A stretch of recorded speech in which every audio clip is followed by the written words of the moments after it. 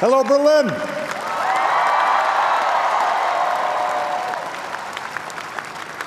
Well, thank you, Chancellor Merkel, for your leadership, your friendship, and the example of your life. From a child of the East to the leader of a free and united Germany.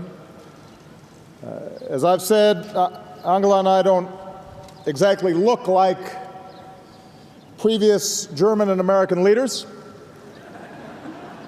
but the fact that we can stand here today along the fault line where a city was divided speaks to an eternal truth.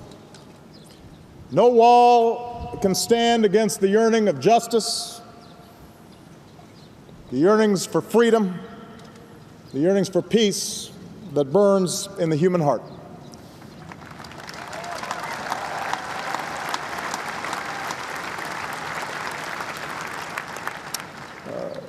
Mayor Vovereet, distinguished guests, and especially the people of Berlin and Germany, thank you for this extraordinarily warm welcome. In fact, it's so warm, and I feel so good that I'm actually going to take off my jacket, and anybody else who wants to, feel free to.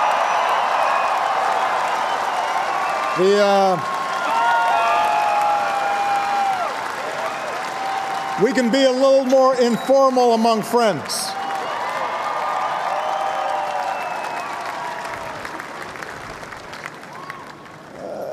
As your chancellor mentioned, 5 years ago I had the privilege to address this city as senator.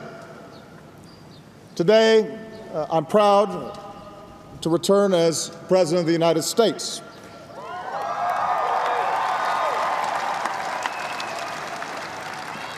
And I bring with me the enduring friendship of the American people, as well as my wife, Michelle, and Malia and Sasha.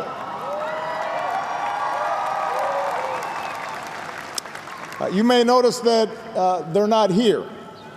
The last thing they want to do is to listen to another speech from me. So they're out experiencing the beauty and the history of Berlin. And this history speaks to us today. Here, for thousands of years, the people of this land have journeyed from tribe to principality to nation state through Reformation and Enlightenment, renowned as a land of poets and thinkers. Among them, Immanuel Kant, who taught us that freedom is the unoriginated birthright of man, and it belongs to him by force of his humanity. Here, for 2 centuries, this gate stood tall as the world around it convulsed, through the rise and fall of empires, through revolutions and republics, art and music and science that reflected the height of human endeavor, but also war and carnage that exposed the depths of man's cruelty to man.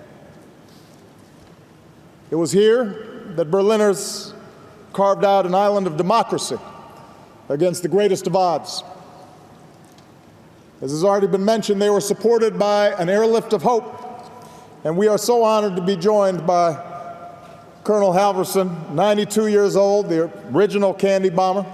We could not be prouder of him.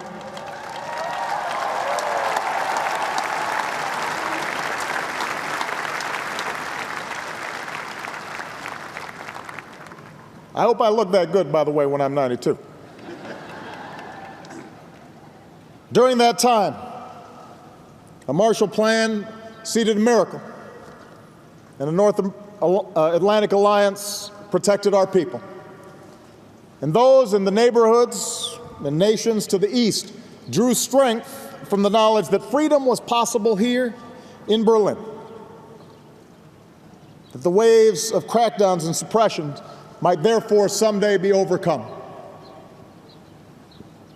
Today, 60 years after they rose up against oppression, we remember the East German heroes of June 17th. When the wall finally came down, it was their dreams that were fulfilled.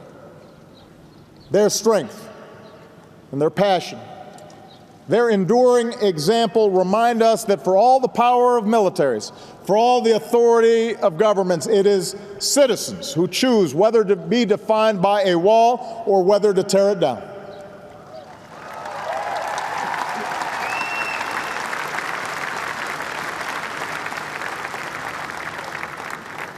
And we're now surrounded by the symbols of a Germany reborn. A rebuilt Reichstag and its glistening glass dome, an American embassy back at its historic home on Pariser Place, and this square itself, once a desolate no man's land, is now open to all. So while I am not the first American president to come to this gate, I am proud to stand on its eastern side to pay tribute to the past.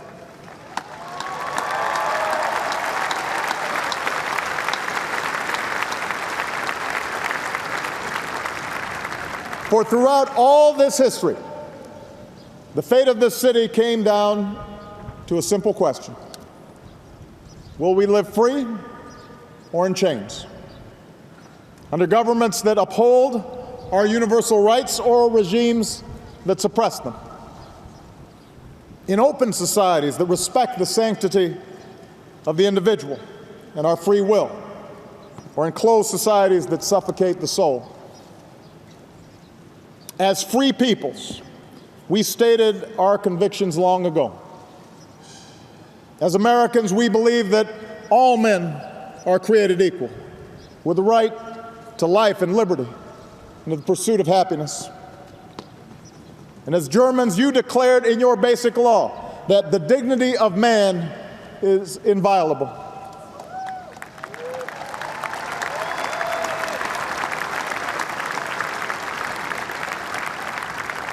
Around the world, nations have pledged themselves to a universal declaration of human rights, which recognizes the inherent dignity and rights of all members of our human family. And this is what was at stake here in Berlin all those years. And because courageous crowds climbed atop that wall, because corrupt dictatorships gave way to new democracies, because millions across this continent now breathe the fresh air of freedom, we can say here in Berlin, here in Europe, our values won. Openness won, tolerance won, and freedom won. Here in Berlin.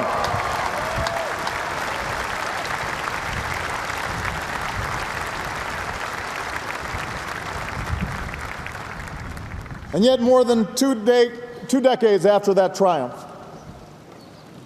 we must acknowledge that there can at times be a complacency among our Western democracies. Today, people often come together in places like this to remember history, not to make it. After all, we face no concrete walls, no barbed wire. There are no tanks poised across a border. There are no visits to fallout shelters. And so sometimes there can be a sense that the great challenges have somehow passed. And that brings with it a temptation to turn inward, to think of our own pursuits and not the sweep of history, to believe that we've settled history's accounts, that we can simply enjoy the fruits won by our forebears. But I come here today in Berlin to say complacency is not the character of great nations. Today's threats are not as stark as they were half a century ago, but the struggle for freedom and security and human dignity, that struggle goes on. And I've come here to this city of hope because the tests of our time demand the same fighting spirit that defined Berlin a half century ago. Chancellor Merkel mentioned that we mark the anniversary of President John F. Kennedy's stirring defense of freedom, embodied in the people of this great city. His pledge of solidarity, Ich bin ein Berliner, echoes through the ages. But that's not all that he said that day. Less remembered is the challenge that he issued to the crowd before him. Let me ask you, he said to those Berliners, let me ask you to lift your eyes beyond the dangers of today and beyond the freedom of merely this city. Look, he said, to the day of peace with justice, beyond yourselves and ourselves to all mankind. Now, President Kennedy was taken from us less than 6 months after he spoke those words. And like so many who died in those decades of division, he did not live to see Berlin united and free. Instead, he lives forever as a young man in our memory. But his words are timeless because they call upon us to care more about things than just our own self-comfort, about our own city, about our own country. They demand that we embrace the common endeavor of all humanity. And if we lift our eyes as President Kennedy called us to do, then we'll recognize that our work is not yet done. For we are not only citizens of America or Germany, we are also citizens of the world. And our fates and fortunes are linked like never before. We may no longer live in fear of global annihilation, but so long as nuclear weapons exist, we are not truly safe.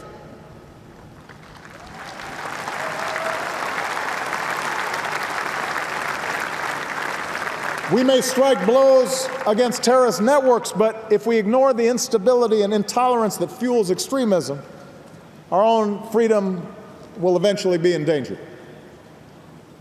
We may enjoy a standard of living that is the envy of the world, but so long as hundreds of millions endure the agony of an empty stomach or the anguish of unemployment, we're not truly prosperous.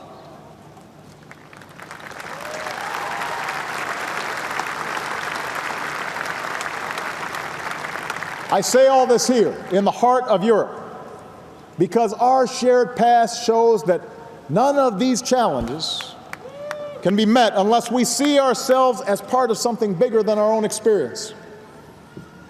Our alliance is the foundation of global security. Our trade and our commerce is the engine of our global economy. Our values call upon us to care about the lives of people we will never meet. When Europe and America lead with our hopes instead of our fears, we do things that no other nations can do, no other nations will do. So we have to lift up our eyes today and consider the day of peace with justice that our generation wants for this world. I'd suggest that peace with justice begins with the example we set here at home. For we know from our own histories that intolerance breeds injustice, whether it's based on race or religion, gender, or sexual orientation. You know, we are stronger when all our people, no matter who they are or what they look like, are granted opportunity, and when our wives and our daughters have the same opportunities as our husbands and our sons.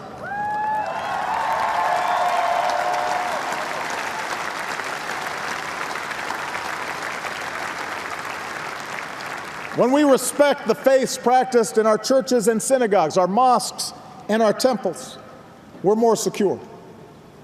When we welcome the immigrant with his talents or her dreams, we are renewed.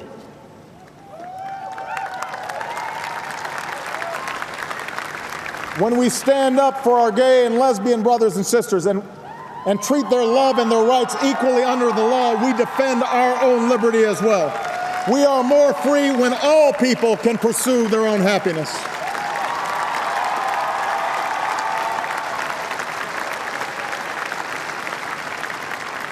And as long as walls exist in our hearts to separate us from those who don't look like us or think like us or worship as we do, then we're going to have to work harder together to bring those walls of division down. Peace with justice means free enterprise that unleashes the talents and creativity that reside in each of us. You know, other models direct economic growth from the top down or rely solely on the resources extracted from the earth. But we believe that real prosperity comes from our most precious resource, our people. And that's why we choose to invest in education and science and research.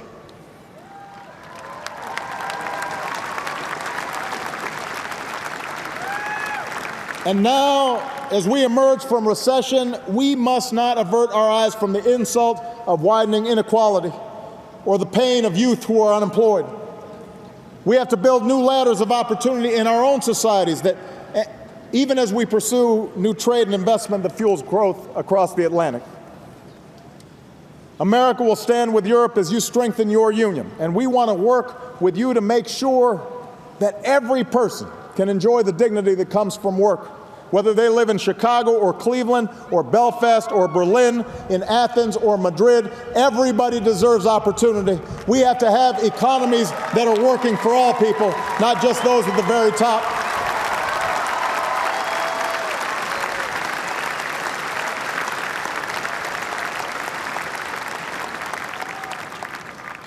Peace with justice means extending a hand to those who reach for freedom, wherever they live. Different peoples and cultures will follow their own path, but we must reject the lie that those who live in distant places don't yearn for freedom and self-determination just like we do, that they don't somehow yearn for dignity and rule of law just like we do. We cannot dictate the pace of change in places like the Arab world, but we must reject the excuse that we can do nothing to support it.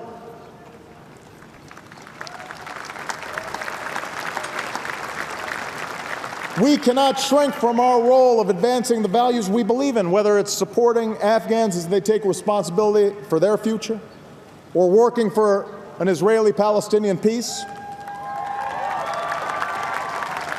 or engaging, as we've done in Burma, to help create space for brave people to emerge from decades of dictatorship. In this century, these are the citizens who long to join the free world. They are who you were. They deserve our support, for they too, in their own way, are citizens of Berlin. And we have to help them every day.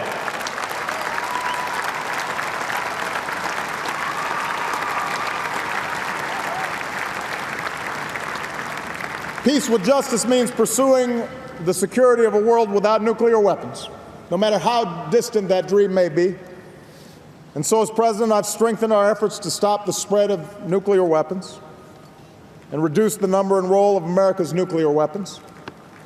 Because of the New START treaty, we're on track to cut American and Russian deployed nuclear warheads to their lowest levels since the 1950s.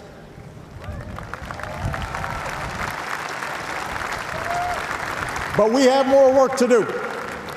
So today I'm announcing additional steps forward. After a comprehensive review, I've determined that we can ensure the security of America and our allies and maintain a strong and credible strategic deterrent while reducing our deployed strategic nuclear weapons by up to 1/3. And I intend to seek negotiated cuts with Russia to move beyond Cold War nuclear postures.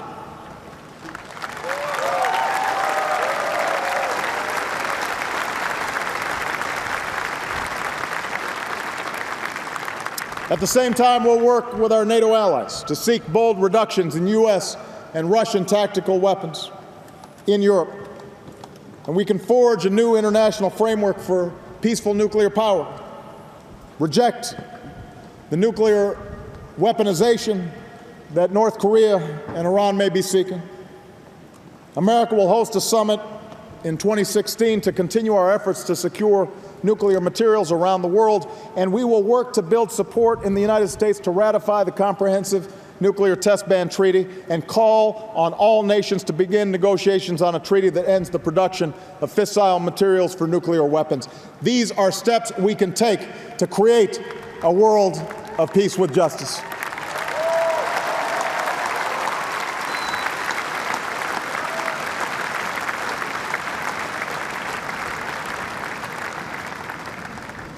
Peace with justice means refusing to condemn our children to a harsher, less hospitable planet.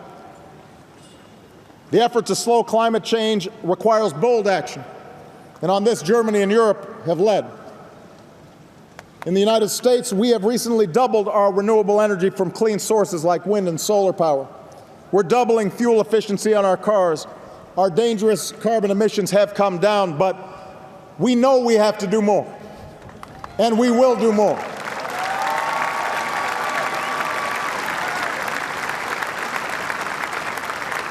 With a global middle class consuming more energy every day, this must now be an effort of all nations, not just some.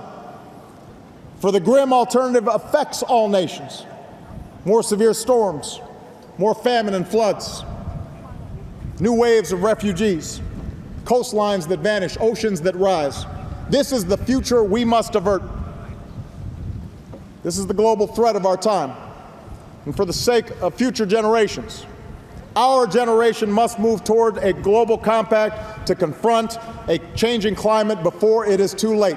That is our job. That is our task. We have to get to work.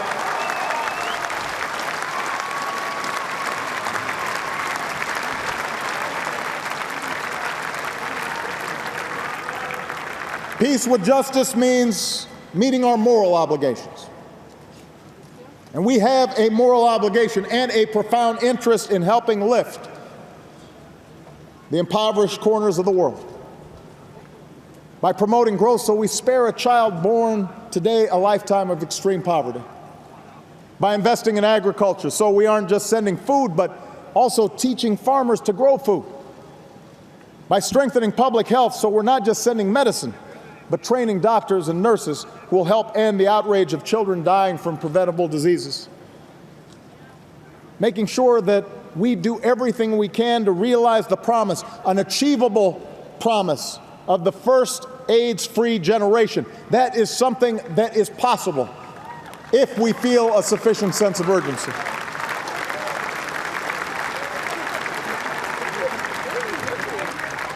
Our efforts have to be about more than just charity.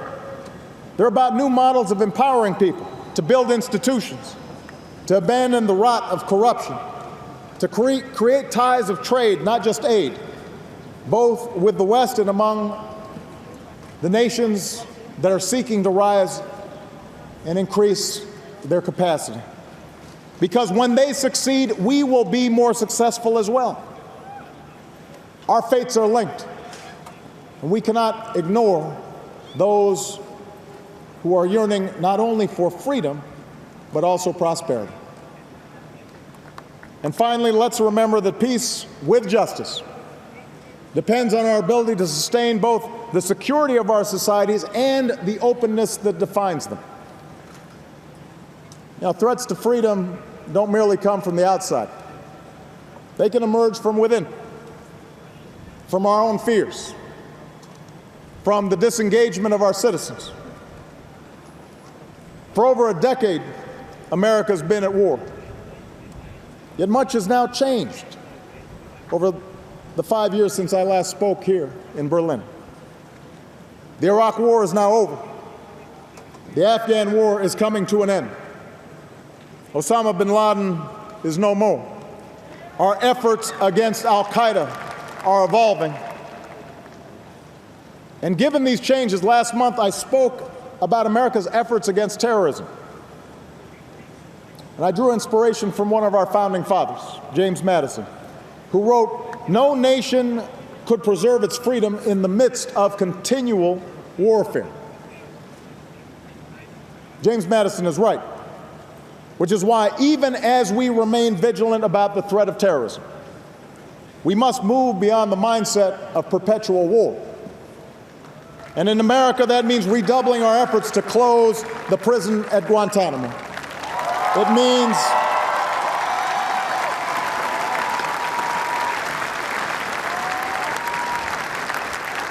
means tightly controlling our use of new technologies like drones. It means balancing the pursuit of security with the protection of privacy. And I'm confident that that balance can be struck. I'm confident of that And I'm confident that working with Germany, we can keep each other safe while at the same time maintaining those essential values for which we fought for. Our current programs are bound by the rule of law, and they're focused on threats to our security, not the communications of ordinary persons. They help confront real dangers, and they keep people safe here in the United States and here in Europe. But we must accept the challenge that all of us in democratic governments face, to listen to the voices who disagree with us, to have an open debate about how we use our powers and how we must constrain them, and to always remember that government exists to serve the power of the individual and not the other way around. That's what makes us who we are, and that's what makes us different from those on the other side of a wall.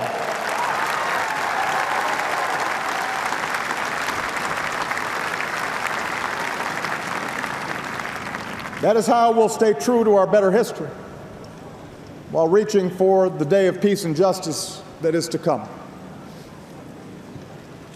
These are the beliefs that guide us, the values that inspire us, the principles that bind us together as free peoples who still believe the words of Dr. Martin Luther King Jr. that injustice anywhere is a threat to justice everywhere. And we should ask, should anyone ask if our generation has the courage to meet these tests? If anybody asks if President Kennedy's words ring true today, let them come to Berlin. For here they will find a people who emerged from the ruins of war to reap the blessings of peace. From the pain of division to the joy of reunification. And here they will recall how people trapped behind a wall braved bullets and jumped barbed wire and dashed across minefields and dug through tunnels and leapt from buildings and swam across the Spree to claim their most basic right of freedom.